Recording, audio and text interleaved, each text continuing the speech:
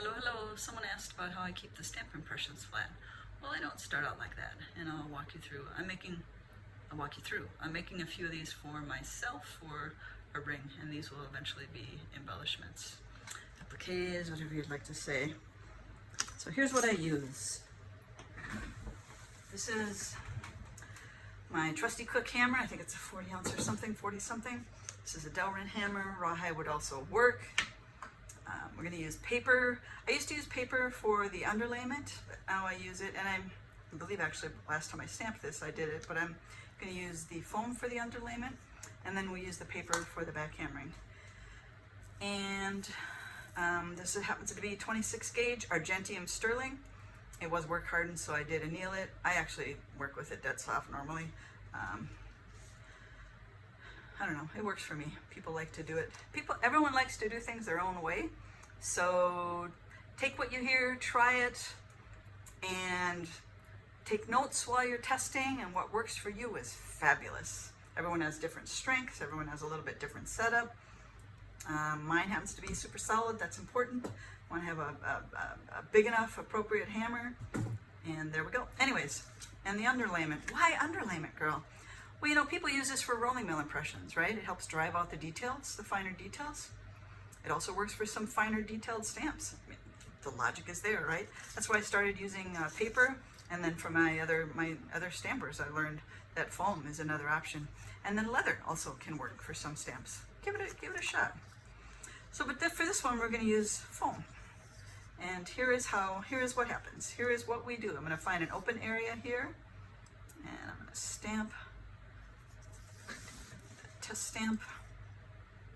So what I do, like most people probably do, is I'll figure out which area of the stamp to set. Stamps that don't have an area to set, like a round flower, may take a little more of a challenge. But one that has a stem to set is going to be a little easier, especially if it comes out, it's easier to set again. Anyways, see, more details. Make sure it's somewhat in the area I need. I'm going to hammer the stem, rock it just a little bit that way, take a peek at it, and then we'll go from there. You set? Let's do this. Boop. Hammer. Oh, that slipped, which is fine. All right. I take a look at the back, and I guess I'll show you.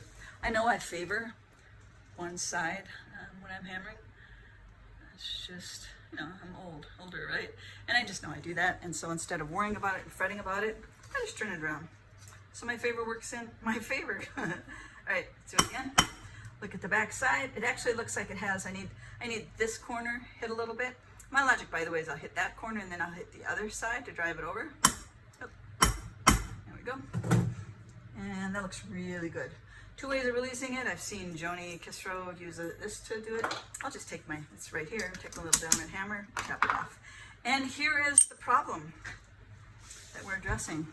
Yes, oh my gosh, look at that bulgy thing. That bad boy is all bowed up. What can we do? It's actually pretty easy. We're not going to use the craft foam. We don't want to waste it. It's not necessary. Just grab the paper. I'm turning the impression upside down. I'm going to back hammer it, okay? And let's move this over. So that's how we're going to do it. I'm going to back hammer it. I'm not going to try to like flatten the impression out of it. And that's part of the reason the paper would kind of act as a cushion to help preserve it, as well as not driving any of the detail of the block. If you have, your stamping block should be relatively smooth, because otherwise it drives, you will see that in your stamped impressions. But I'm going to do it a little bit more. I can tell I need to, and you can see. All right, flat enough. I think I'm pretty good about that. The stem's a little deeper. I might go back and hit that again. But there you see, that's all you need to do is just do a little bit of a back hammer. And I'm going to do a couple more of these different sizes, and I'll cut them out and give you show a photo when I'm done here. But back hammering, that's all you need to do. Boom, flat impressions. All right, you guys have a good evening. Thanks.